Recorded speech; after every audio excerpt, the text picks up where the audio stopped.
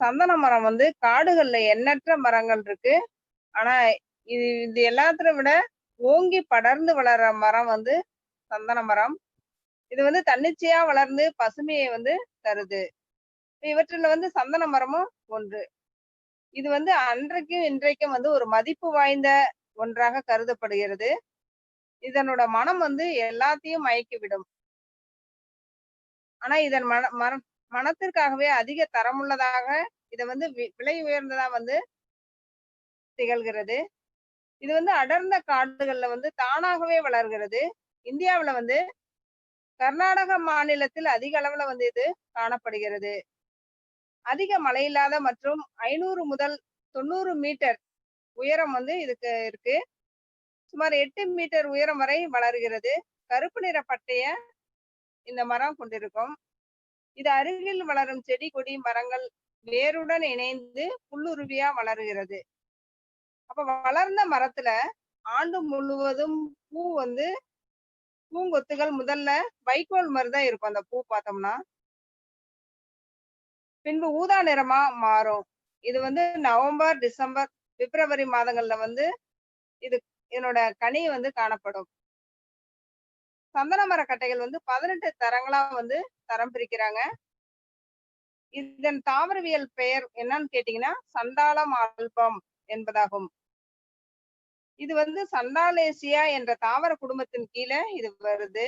பொதுவா இதனோட பயன்கள் என்ன நம்ம பார்த்தோம்னா, சந்தன மர இலையிலிருந்து மெழுகு பிரித்து எடுக்கப்படுறாங்க. கனியிலிருந்து எண்ணெய் பிரிக்கப்படுகிறது. விதைகள்ல இருந்து கருஞ்சிவப்பு நிறத்துல வந்து ஒரு எண்ணெய் எடுக்கிறாங்க. சந்தன எண்ணெயில இருந்து தான் சோப்பு தயாரிக்கிறாங்க. எண்ணெயிலிருந்து வந்து கிருமி நாசினி டிடர்ஜென்ட் ஷாம்பு கூட இதுல தயாரிக்கிறாங்க. மரப்பகுதி கடைசல் வேலை, சிற்ப வேலைகளுக்கு எல்லாம் இது பயன்படுகிறது. இந்த மரம் பல்வேறு வகையான மணமான பொருட்கள் தயாரிக்க சந்தனக்கட்டை பயன்படுத்துறாங்க. மருத்துவ முறையில இது வந்து தைலங்கள், பல தைலங்கள் வந்து இதுல இருந்து எடுக்கிறாங்க. இது எப்படி பயன்படுத்தலாம் அப்படின்னு பார்த்தோம்னா, சந்தன எண்ணெயை மருந்தா கூட நம்ம பயன்படுத்தலாம். சந்தனத்தை உரைத்தோ அல்லது அந்த தூளை கூட நம்ம பயன்படுத்தலாம். கட்டைகளை நீரிலிட்டு கஷாயமாக்கி கூட நம்ம இதை பயன்படுத்தலாம். இந்த இலைகளையும் மரைப்பட்டையையும் கஷாயமாக பொடியா கூட நம்ம பயன்படுத்தலாம். இதனோட குணங்கள் என்னன்னு பார்த்தோம்னா, வியர்வையை பெருக்கி, உடல் தேற்றி, குளிர்ச்சியூட்டி, நறுமணம் ஊட்டி, உற்சாகம் ஊட்டி, வாதம் அடக்கி, வாய்வு போக்கி, வலி நீக்கி. இந்த சந்தனத்தின் சிறப்ப ஒரு சித்தர் வந்து இப்படி பாடியிருக்காரு.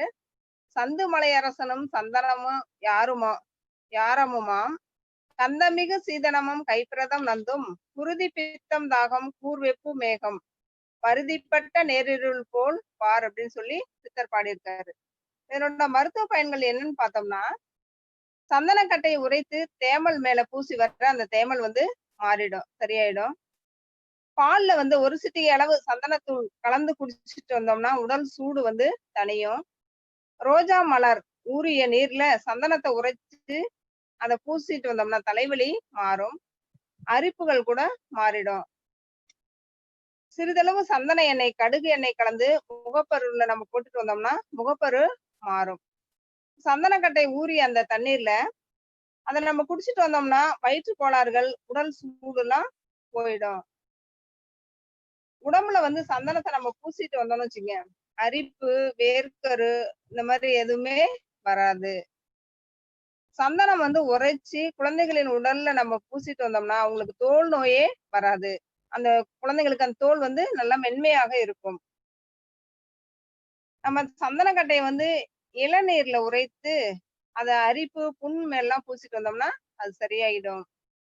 பன்னீர்ல அத நம்ம சந்தனத்தை உரைச்சு நெத்தி பொட்டுல பூசிட்டோம்னா தலைவலி கூட நீங்கிரும். நம்ம இந்த பீரோ பெட்டிகள்லாம் ஒரு சின்ன துண்டு சந்தனத்தை நம்ம போட்டு வச்சுக்கிட்டோம்னா அதனோட மனம் வந்து பயங்கரமா இருக்கனால பூச்சிகள் எதுவுமே அங்க வராது. அந்த துணிகளுக்கு இடையே ஒரு சின்ன சந்தன தூளை நம்ம சிறு துணியில முடிஞ்சு அப்படியே போட்டுட்டோம்னா கூட பூச்சிகள் எதுவுமே துணிய அரிக்காது. இந்த சந்தனம் ஊறிய நீரால் கண்களை நம்ம கழுவிட்டு வந்தோம்னா கண் சூடு, கண் சிவப்பா இருக்கு இல்லைங்களா, அது எல்லாமே மாறிடும். இந்த சந்தன தண்ணீல வந்து சிறிதளவு தேன் கலந்து நம்ம சாப்பிட்டோம்னா கூட வாய்வு தொல்லை இருக்காது. அதிதாகம், அதிகமா தாகம் எடுக்கும் பாருங்க, அதுவும் குறையும்.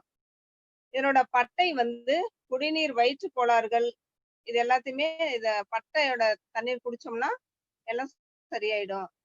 இதனோட இலை கஷாயத்துல பார்த்தோம்னா உள்ளுறுப்புகளை பலப்படுத்துகிறது.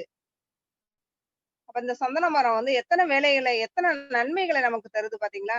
தேவன் படைச்ச ஒரு சந்தன மரம் இத்தனை பயன்களையும், மருத்துவ பயன்களையும், பொதுவா எல்லா அதனோட குணங்கள், பயன்கள் எவ்வளவு விசேஷமா இருக்கு இல்லைங்களா? நம்மளையும் படைச்ச தேவன், தேவனுக்கு நாமும் அந்த மரம் எப்படி பயன் தருதோ, அதே போல நாமளும் வந்து மற்றவர்களுக்கு பயனுள்ளவர்களாகவும், நல்ல குணத்தை, ஆண்டவரோட குணத்தை நாம பிரதிபலிக்கக்கூடிய பிள்ளைகளாகவும், பயனுள்ள பிள்ளைகளாகவும் இருக்க தேவன் தாமே நம்மை ஆசீர்வதிப்பாராக. இந்த வாய்ப்பை கொடுத்த மேசியா டிவி பாஸ்டருக்காகவும், இந்த யூடியூபின் வாயிலாக பார்க்கக்கூடிய ஒவ்வொரு பிள்ளைகளுக்கும் என் நன்றியை தெரிவித்துக் கொள்கிறேன். கர்த்தருக்கு ஸ்தோத்திரம். இயற்கை செய்தி வழங்கி